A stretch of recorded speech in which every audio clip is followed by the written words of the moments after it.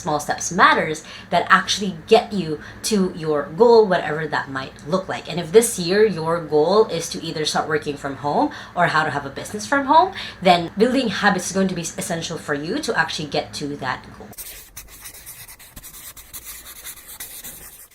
Hey there, and welcome back to my YouTube channel. Now, my goal at the end of this video is to walk you through the process of building habits when it comes to working from home. Now, if this is your first time on my channel, my name is Lai Lacaba. I've been working from home since I was 15 years old and now run my own outsourcing company here in the Philippines. And I post videos every Sunday and Thursday on how to work from home and how to have a business from home. So make sure to hit the subscribe button right there so you don't miss any of my videos. Now, I have talked about habits a lot on this channel. I've talked about different habits that you should have when it comes to working from home and how habits are so essential for you to follow through with your goals. So if you guys have watched my video on how to set goals for 2022, at the end I talk about building habits is the essential step for you to actually get to where you want to be, because in reality it is those small steps. That's why at the end of my video I always say small steps matters that actually get you to your goal, whatever that might look like. And if this year your goal is to either start working from home or how to have a business from home, then building habits is going to be essential for you to actually get to that goal. Now, a lot of the content I'm going to be talking about is based on the book Atomic Habits by James Clear. It is one of my favorite books that I read last year, and a lot of the ideals found in that book are ones that I agree to and are ones that I'm going to be breaking down with you today. Now, the first part about building your habit is start with who or start with the goal. So what I mean with start with who is the person that you want to become. So for example, for me, I have this very clear image in my head of the kind of lifestyle I want. I want to be able to travel every week to somewhere new or be able to experience big new things every month. I want to be running multiple businesses all over the world, not just one, and being able to have a life where I could just take the afternoon off and read a book. That's kind of the image that I have in my head. So to be able to get to that person, then I can now start building out what habits are needed for me to become that person. Now, you guys can start really simple. If you don't have that image in your head of the person you want to be, just start with your 2022 goals. Who is the person that you want to end up becoming at the end of this year? So for example, for me, one of my goals is to try to publish 2 books. I want to become strong enough to do 10 pull-ups. It's kind of one of my goals. And then I want to be able to grow 2XU to a point that we can get 10 clients in a month, no problem. That's kind of where I want this year to end up with. So with that in mind, I can then start backtracking what are the habits that I would need to have in my life to be able to actually get to that goal, to get to that lifestyle that I want to have eventually. Next is, once you have that person or that goal in mind, you want to start making small adjustments. What I mean by this is you want to make small adjustments in your life to start accommodating for the habit that you want to commit to. You want to make sure that they're small enough that it makes sense in your life. It doesn't super disrupt where you want to be. So if you want to read more books, it's just simply by placing more books around your house. It could be that you have your workout clothes right and ready in front of your closet in the morning, so you know that you can just put on your workout clothes and go to the gym. So it's making those small adjustments that will accommodate your habits, so then it's easy for you to actually get them started. Now, speaking of committing to your habits, the next step is decide and commit. Now that you've decided, okay, these are the habits that are going to help me get to my goal, then start committing to it. Move yourself forwards towards it, not just writing it down on a piece of paper. So earlier what I said, which is publishing 2 books, getting to 10 pull-ups, and being able to get 2x to a point where we can get 10 clients every month. Then for me to be able to do those 3, I have to build certain habits and commit to them every single day. It can't just be every week, every month, every quarter. It has to be that I'm doing something small to show my commitment to it so I can keep showing up and moving forward. What deciding and committing can look like is, first, get support. Get support from people who are either going to cheer you on or are going to keep you accountable, or it can be even both. So what I mean by getting support, it could be as easy as you posting on Facebook or Instagram or somewhere where you're active saying, hey, I'm going to commit to doing this every single day. When you do this, it kind of breaks in something in your head of like, yeah, I have to do this. I have to commit to this. I have to show up to this because I told other people that I'm going to do so. Or you can go ahead and find yourself an accountability partner or an accountability group. Basically, find people who are on the same path as you or have habits that they also want to build, and you guys keep each other accountable. It could be that every day you guys check in on each other of like, hey, today I wrote 500 words because I'm writing my book. And then they could be like, hey, today I did 10 push-ups. It's basically making sure that you have someone that you kind of are responsible for, that you report to, that will keep you, hey, I have someone who's counting on me, I'm going to show up. Next in the deciding and committing is to keep a journal or track your habits. So what I mean by this is when I got started before on my habits of meditating, journaling, and reading a book every day, and you guys can find other videos that I've done on what my habits are on a previous video that I did here. But basically, when I started going through that, I actually bought like a small whiteboard and I put it right on my door. So then every single day, I would have to see that and actually check off if I've done the certain habit that I did. Other than that, if I was traveling, I had a journal, I had an actual physical notebook where I would check off if I was able to finish my habit or not. The physical movement of me having to write up, just doing that little check mark of tracking my habits helped me a lot keep myself accountable. You can't measure where you can't track. You can't measure that you are able to do workouts every day if you're not even tracking your workouts every day. So you want to make sure that you have some way that you're seeing your progress as you go, because what this does is it builds trust within yourself that you can keep going. It builds trust within what it is that you know in your head with what you're planning, that you're actually doing it, that you're actually making your goals come true through your habits. So track your habits as much as you can if you're getting it done, if you're not getting it done, and then making adjustments along the way as well. That's the fun thing about having a tracker, is you can see also if the habit is working or not. For some people, for example, a certain diet might really work. For some people, it actually sucks. So try to have a tracker that where you can actually visibly see your progress as a person, as your habits progress throughout the next couple of months. Next thing is identify all of your triggers and obstacles. Now, these are two different things. Now, in the book, again, Atomic Habits, he talks about putting in certain cues in your habits to actually make them happen. He says that there are 4 steps in changing human behavior. First one is cues. So find a cue, find a kind of just a trigger for you to be able to start your habit. And then second part is the craving. What are you craving? What are you craving to satisfy with this habit? Third one is response. What is then the response that you're doing based on the cue and the craving? And then the last thing is, of course, the reward. Now you're actually getting what it is that you were hoping to get. This is how you change your behavior. So if you were going to change a bad habit, for example, it's the same thing. You do the reverse of like, what is the bad thing about this habit and why don't I want it to happen? And then what is the response and the craving for it? So for example, let's say that you are trying to build a habit of working out every day, right? So the cue could be that it is 5 a.m. or 5 p.m. You choose the time when you want to work out. That's the cue.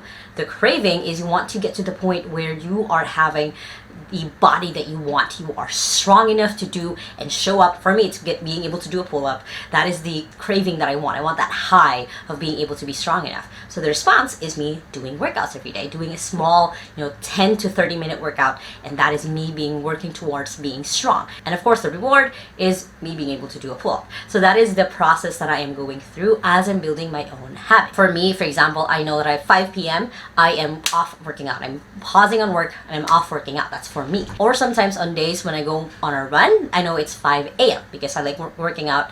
I like going on runs in the morning. So try to find what works for you, what works as a cue for you to be able to get your habits started. Again, if you want to have a habit of reading books, put a book around the house where you can easily grab it and just start reading, or have a designated spot for you to read. Try to make it easy as possible for you to create these habits by setting up those triggers. Next was identifying your obstacles. Identify the different things that will probably stop you from doing your habits. Now for me, when I was starting out with the different habits that I have, especially my morning routine, one of the obstacles that I had to go through was figuring out how I could do this if I was traveling. So when I'm traveling, there's a lot of moving parts. I could be flying in the morning, so I can't do my full morning routine. So how do I want to adjust that? So the way that I addressed it is I made just a mini version of it. I just made a way where it would be so easy for me to be alone, to be able to do that meditation, journaling, and reading, even if I was in between flights, or if I was in a bus, for example, or in a car. So for example, and this is going to be funny,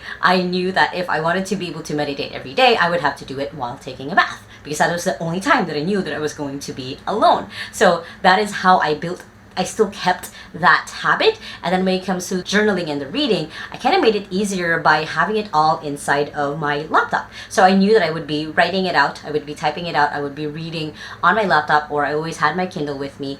And nowadays, I even have all of it in my iPad. So I'd be journaling and reading all in the same device, making it, again, easy for me to follow the habits. So again, look at the obstacles, look at what could stop you from actually fulfilling these habits every day, and try to already find, your own catch-alls to be able to continue doing these habits even when it's hard to do them. And speaking of creating mini versions of it, is I'm going to teach you guys what I call the one push-up rule. So the one push-up rule, and I honestly forgot the origin of this. I know one of my friends taught me this, but it's basically just the rule of creating a mini version of your habit that you will say, I have done it. Now, the reason why it's called the one push-up rule is, imagine it's like midnight, you're about to fall asleep, and you remember, oh shoot, I have not worked out today. So it's you literally rolling out of bed, doing one push-up, counting that, and then going to sleep. That's what I mean by doing the one push-up rule. In the book Atomic Habits, he just calls this as showing up. You're making sure that you show up in some way. You're doing a 1% shift to get it to the point where you're showing up. And it's also, James Clear also calls it the 2-minute rule of make a 2-minute version of your habit. I just call it the one push-up rule.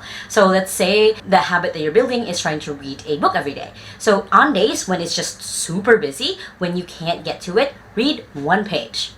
That's it. That's all that you ask from yourself, and then you count it as you're doing your habit. Because then you're building that trust within yourself that I am this kind of person. I am this person who can do this habit even when it's hard. I am a reader. I am someone who reads every single day, even if it's just the 1 page, and that is okay. So just keep that in mind. Try to find a mini version of your habits that you can actually do, that even on days when it's really hard to do them, really hard to get them to work, that you can still do it. So even on journaling, it could literally be you just in your head asking yourself 5 questions. That will be just a good check-in for yourself. You don't have to actually fully write it down. So again, find the smallest habit, smallest version of your habit that you can still count it as you becoming that person, even though you're not able to do the full habit. Next is, once you have those series of habits, you want to string them together to build a routine. So a routine is basically just a string of habits, one after the other, that they become even their own cues and triggers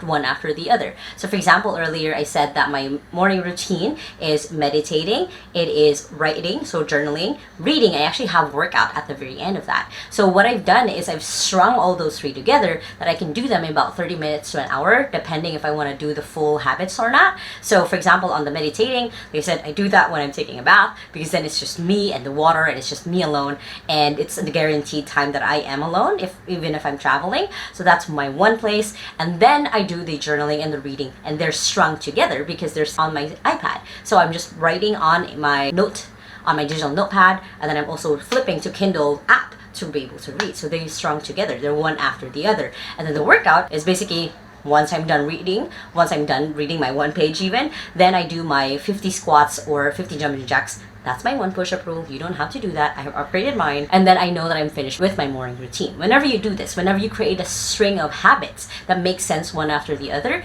it's easy for you to keep doing those habits, to keep building them, because in your head, you know you're just going to do one after the other. And it's going to feel weird when you don't. And the fun thing about the routine is you can just swap out habits as you need to, because you're seeing them as these cluster of different habits that you can do as you build up to the person that you want to be. This is why, again, that you start with your goal, with the person that you want to become. Next is, once you have all that, celebrate your win. Celebrate when you do a 3-day streak, a 7-day, 14, 21-day, and 30-day streak of your habits, of you doing them every single day, of you making sure that you are showing up every single day. Celebrate that as a win, because you know that you are working towards the person that you want to become. So make sure that you post it on Facebook of like, hey, today I worked out 7 days straight. Or it could be taking yourself out for coffee, celebrating that you wrote every day for that week. So try to find small ways that you can reward yourself other than the reward that you're getting already by building that habit, to again cement in your head that this is the kind of person that I am, not just the person that I want to become. And lastly is, give yourself some time. Give yourself some time to build these habits. They're not gonna come to you right away. They're not going to come to you instantly. They're not going to be a one magic pill that will also fix all of your problems. Give yourself some time to be able to believe in yourself that this is the person that I am. So give yourself time. It doesn't have to be too long. Just give yourself some time to accumulate these habits for them to make sense for you. And as a bonus tip, reassess your habits every 3 months. This is just for me, honestly, 3 months is kind of an arbitrary thing, but check in with yourself regularly if your habits make sense for you still. A lot of the time, you'll continue doing some habits that actually doesn't make sense in your life anymore. It might be something that is minor, that you don't even think about it, you do it automatically, but it's actually hurting you in the long run. So try to, as much as possible, reassess and look at your habits and check with yourself, hey, is this still aligned with the person that I want to become? Now, if you guys like this video, make sure to hit the thumbs up button right there and comment below, what habits are you trying to build? Let me know, and everyone else in the comment section can also be your accountability partner. Now, if you guys still haven't yet, make sure to hit the subscribe button right there so you don't miss any of my videos every Sunday and Thursday on how to work from home and how to have a business from home, and make sure to check out the latest video right here. I hope you guys have an awesome day. Remember that small steps matters, and I'll see you in the next video. Bye!